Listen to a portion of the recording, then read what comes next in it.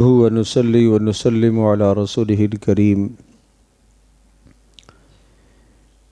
امام غزالی رحمۃ اللہ علیہ نے اپنی کتاب احیاء العلوم میں زبان کے بڑے بڑے گناہوں کو شمار فرمایا، اور زبان کے بڑے گناہوں میں سے 20 گناہ یہاں پر ذکر فرمائے۔ ان بڑے گناہوں میں سے ایک گناہ جھوٹ بولنا ہے۔ یہ زبان کا بدترین اور برا گناہ ہے۔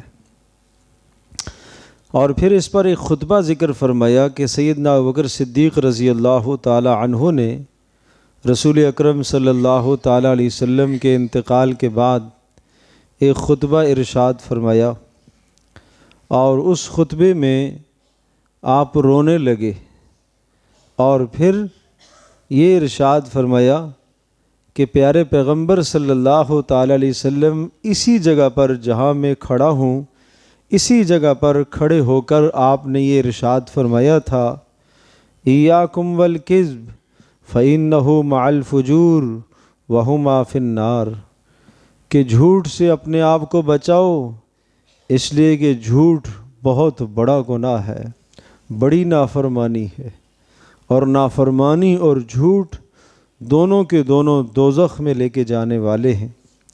پھر ایک حدیث میں ارشاد فرمایا، ان الکذب باب من ابواب النفاق، کہ بے شک جھوٹ بولنا وہ منافقت کے دروازوں میں سے ایک دروازہ ہے۔ جھوٹ بولنے سے انسان منافقت کے دروازے پر چلا جاتا ہے، نفاق اندر آ جاتا ہے۔ اور ارشاد فرمایا، کبرت خیانتاً، بڑی بری خیانت ہے، بدترین خیانت ہے، ان تحدث اخاک حدیثا هو لک به مصدق وانت له به کاذب، آپ اپنے مسلمان بھائی سے اس انداز سے بات کر رہے ہوں کہ آپ جھوٹ بول رہے ہیں اور وہ آپ کو سچا سمجھ رہا ہے۔ یہ دو گناہ کر رہے ہیں آپ، جھوٹ بھی بول رہے ہیں اور خیانت بھی کر رہے ہیں۔ وہ آپ کو سچ سمجھ رہا ہے لیکن آپ اس کے ساتھ جھوٹ بول رہے ہیں۔ یہ بہت بڑی خیانت ہے۔ خیانت صرف مال چرانا نہیں ہے، خیانت صرف کسی کا حق دبانا نہیں ہے، یہ بھی بڑی خیانت ہے کہ اپنے مسلمان بھائی کے ساتھ جھوٹ بول کر دھوکہ کرے۔ پھر آپ نے ارشاد فرمایا، لا یزال العبد یکذب، آدمی جب جھوٹ بولتا رہتا ہے حتیٰ یکتب عند اللہ کذابا، اللہ کے یہاں یہ جھوٹا لکھ دیا جاتا ہے، اللہ کے یہاں یہ جھوٹا لکھ دیا جاتا ہے۔ اللہ اکبر، اللہ ہم سب کی حفاظت فرمائے۔ ایک حدیث میں ارشاد فرمایا، ان التجار هم الفجار، تجارت کرنے والے لوگ وہی گناہ گار ہیں۔ صحابہ نے پوچھا، اللہ کے رسول کیا تجارت حلال نہیں ہے؟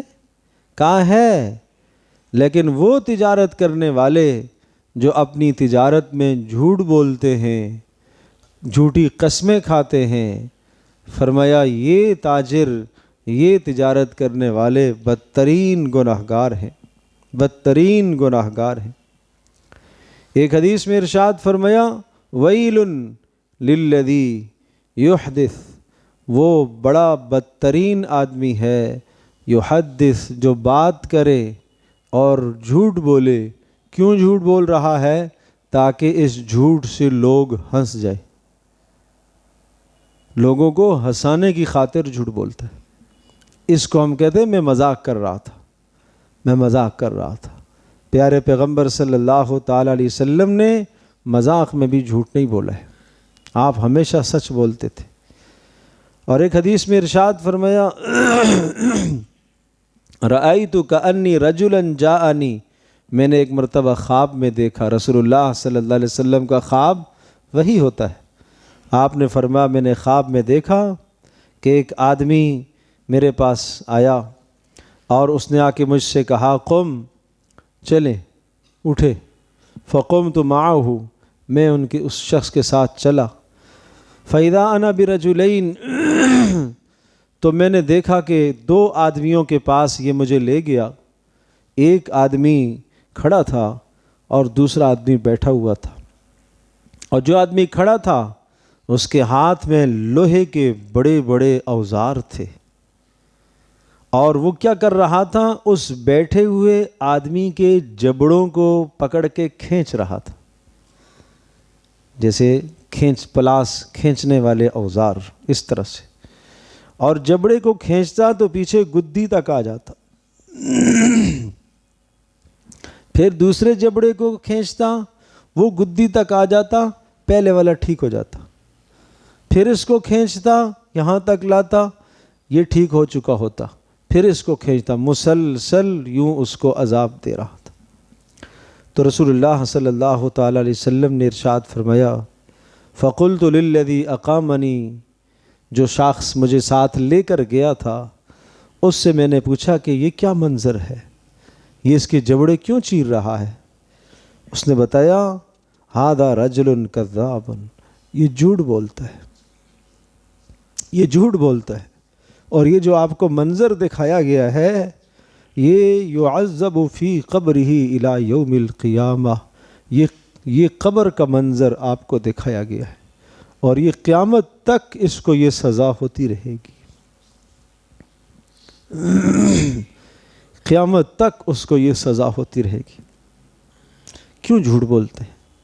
کیوں اپنی زبانوں کو ہم خراب کریں؟ یہ زبان اللہ کی دی ہوئی امانت ہے، پوچھا جائے گا، اس کے سے نکلنے والا ایک ایک جملہ محفوظ ہوتا ہے، لکھا جاتا ہے، پوچھا جائے گا۔ ایک حدیث میں ارشاد فرمایا، ان العبد لیکذب الکذب لیتباعد الملک عنہ مسیرۃ میل من نتن ما جاء به، جب آدمی جھوٹ بولتا ہے تو اس کے جسم سے، اس کے منہ سے بدبو نکلتی ہے، ایسی غلیظ بدبو کہ فرشتے جو ساتھ ہوتے ہیں 1 میل تک دور چلے جاتے ہیں، رحمت کے فرشتے، رحمت کے فرشتے 1 میل تک دور چلے جاتے ہیں، اس لیے کہ یہ جھوٹ بولتا ہے۔ تو اس لیے بھائی ہم آج اس مجلس میں تہیہ کریں، عزم کریں کہ ہم اپنی زبانوں پر سچ کے سوا کچھ نہیں لے کر آئیں گے، انشاءاللہ سچ کے سوا کچھ نہیں لے کے آئیں گے، ہمیشہ سچ بولیں گے۔ کیا ضرورت ہے جھوٹ بولنے کی؟ اللہ اکبر، اللہ اکبر۔ تو اس لیے بہت بڑا جرم ہے، بہت بڑا جرم ہے، بڑا جرم ہے، چھوٹا گناہ نہیں ہے، جھوٹ بولنا بڑا گناہ ہے۔